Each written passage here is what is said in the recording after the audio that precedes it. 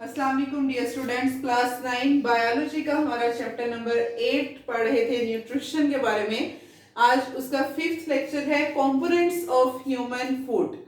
हमने न्यूट्रिशन में we have discussed about the mineral nutrition in plants, और उसमें हमने देखा कि प्लांट्स में न्यूट्रिशन न्यूट्रिएंट्स वो कौन कौन से लेते हैं। हमने नाइट्रोजन, मैक्रो और माइक्रो न्यूट्रिएंट्स के बारे में पढ़ा कि जो प्लांट्स हैं वो न्यूट्रिएंट्स ले रहे हैं, और वो न्यूट्रिएंट्स लेके, वो मिनरल्स लेके, और फिर जो प्लांट्स के सर्टेन प्रोसेसेस हैं उनको कंट्रोल किया जा रहा है।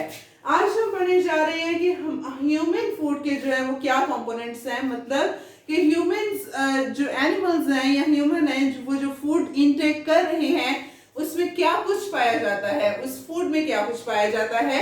अब जैसा कि आपको पता है कि ह्यूमन और एनिमल्स की अगर हम बात करें तो उनका जो बॉडी स्ट्रक्चर है और उनके जो बॉडी फंक्शंस हैं, बॉडी प्रोसेसेस हैं, they are more complex than that of plants. तो इस वजह से उनके जो फूड है, फूड के अंदर जो कंपोनेंट्स हैं वो भी हमारे पास कॉम्प्लेक्स होते हैं, वो भी मैक्रो मॉलिक्यूल्स होते हैं, बड़े बड़े मॉलिक्यूल्स होते हैं। छोटे भी होते हैं लेकिन ज्यादातर उनमें बड़े बड़े मॉलिक्यूल्स ही एज एन एनर्जी सोर्स वो उसको यूज करते हैं। तो कुछ कंपोनेंट्स हमने लिखे हैं कि जैसे हम फूड लेते हैं, एनिमल्स लेते हैं, जो फूड ले रहे हैं उसमें कार्बोहाइड्रेट्स पाए जाते हैं, उसमें प्रोटीन्स पाए जाते हैं, फैट्स पाए जाते हैं कुछ फूड्स में जिसमें बहुत ज्यादा फैट्स पाए जाते हैं, न्यूक्लिक एसिड्स पाए जाते हैं और विटामिन्स पाए जाते हैं। विटामिन्स कैसे? फ्रूट्स में बहुत सारे विटामिन्स हैं, मिल्क है, या जैसे हम विटामिन डी की अगर कमी हो जाए क्रीमी फूड्स में पाया जाता है तो फिर क्या किया जाता है कि उसके इंजेक्शंस लगवाए जाते हैं। या इस तरह से बहुत सारे फ्रूट्स हैं जिनमें फूड्स भी ऐसी हैं जिनमें विटामिन ई, विटामिन सी पाया जा रहा है, विटामिन ए के सोर्सेज भी हैं, वो भी हम देखेंगे कि वो किस तरह से हैं।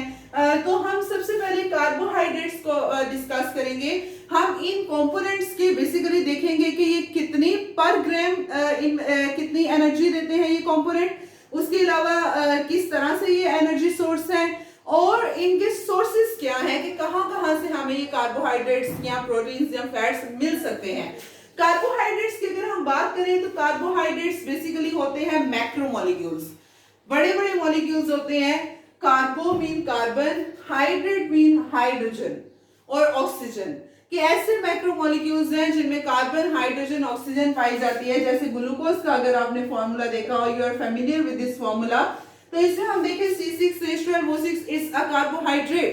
ये इसमें कार्बन और हाइड्रेट पाया जा रहा है, हाइड्रोजन, ऑक्सीजन पाई जा रही है, तो ये कार्बोहाइड्रेट्स हैं।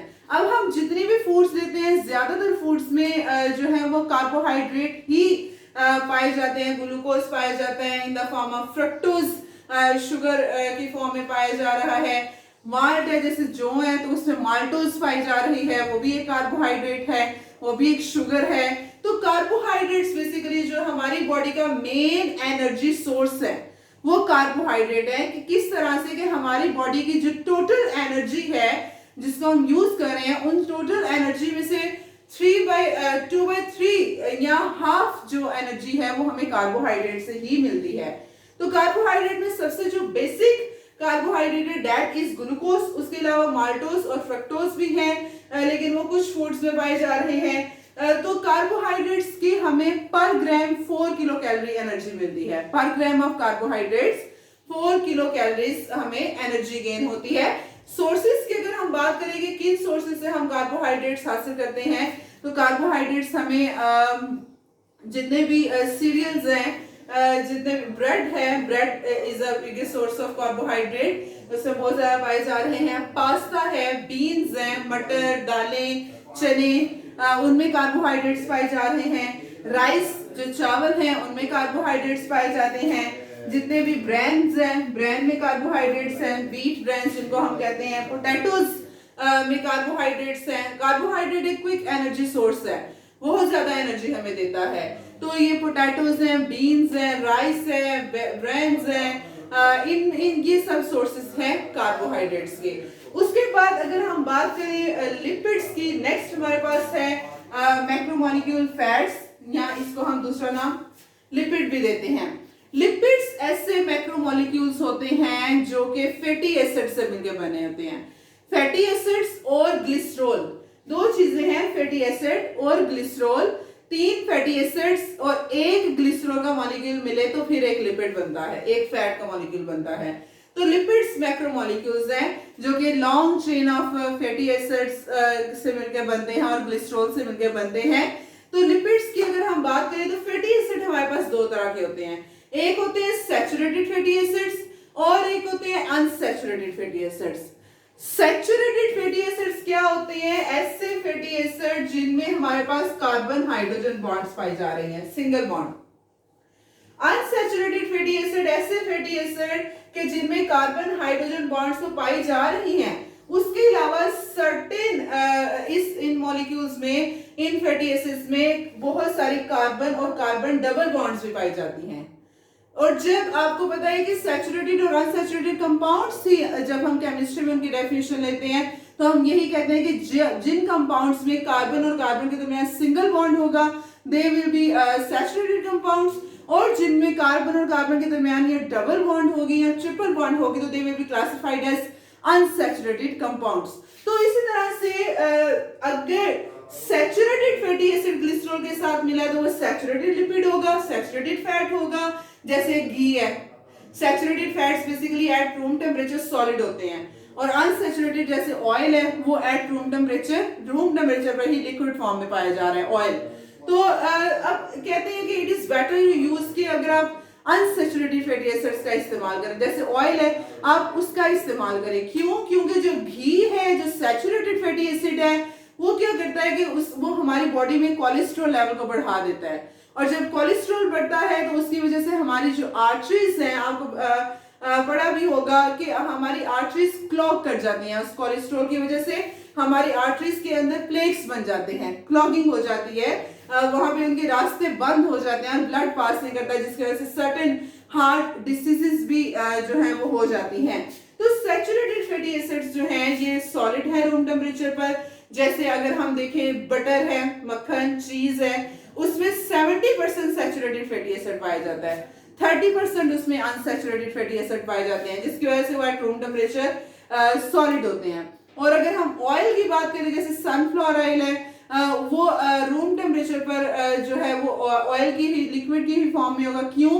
क्योंकि इसमें 75% अनसैचुरेटेड फैटी एसिड पाया जा रहा है, इस वजह से वो रूम टेम्परेचर पर लिक्विड फॉर्म में होता है। तो अगर हम लिपिड्स के एनर्जी सोर्स की बात करें कि ये कितनी एनर्जी प्रोवाइड करते हैं, तो ये कि ये एनर्जी सोर्स तो है कि हमें 9 किलो कैलोरी एनर्जी पर ग्राम ऑफ लिपिड मिलती है। लिपिड के 1 ग्राम में 9 किलो कैलोरी ऑफ एनर्जी होती है।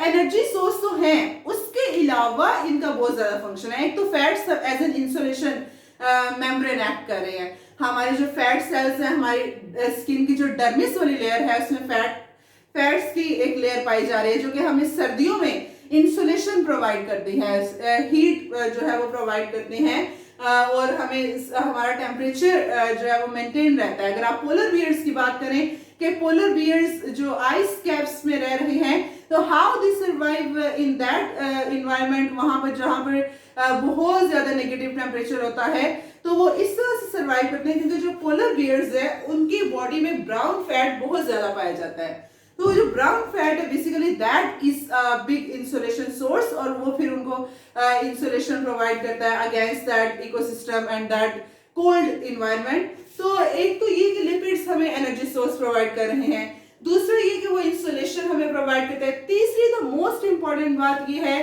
कि हमारे जो न्यूरॉन्स हैं, न्यूरॉन्स की जो बायो मेम्ब्रेन है जिसने न्यूरॉन्स को जो है वो प्रोटेक्ट करना है, वो भी लिपिड की ही बनी होती है। तो लिपिड के अगर हम सोर्सेज की बात करें, हमें जैसे बताया कि बटर और चीज, वहां से हम लिपिड हासिल कर सकते हैं। एग्स है, मटन है, फिश है, ड्राई फ्रूट्स हैं, इनसे हम जो है वो फैट्स और लिपिड ऑयल वगैरह हमें इनसे मिलता है। जैसे फिश लीवर ऑयल है, कॉड लीवर ऑयल है, कॉड लीवर ऑयल को मेडिसिन में बहुत ज्यादा यूज किया जाता है उस फिश के ऑयल को। तो ड्राई फ्रूट से हमें लिपिड्स मिल रहा है। बहुत सारे बीन्स हैं जिनमें ऑयल पाया जाता है, जिनसे हमें लिपिड्स मिल रहा है। तो लिपिड्स एक तो विटामिन का भी सोर्सेज है, विटामिन ए, डी, ई और के, जो 4 विटामिन हैं जो कि फैट सॉल्युबल विटामिन है, वो भी लिपिड से ही हमें मिलते हैं। जैसे मैंने आपको बताया कि बाहर की कंट्रीज में जहाँ पे सनलाइट नहीं इतनी होती, जहाँ पे सूरज इतना नहीं निकलता, अब सूरज से हमें विटामिन डी जो है वो जब हमारी स्किन पे गिरता है तो विटामिन डी हमारी स्किन में बनता है। तो वो लोग भी क्रीमी फूड्स यूज करते हैं उस विटामिन डी की डेफिशिएंसी को पूरा करने के लिए। तो क्रीमी फूड्स में भी जो है ये लिपिड्स पाए जाते हैं। तो ये थे कार्बोहाइड्रेट्स और लिपिड्स का कि ये इनके क्या सोर्सेज हैं। कल हम इंशाल्लाह प्रोटीन्स और न्यूक्लिक एसिड के बारे में पढ़ेंगे। आज के लिए इतना ही। अस्सलाम वालेकुम।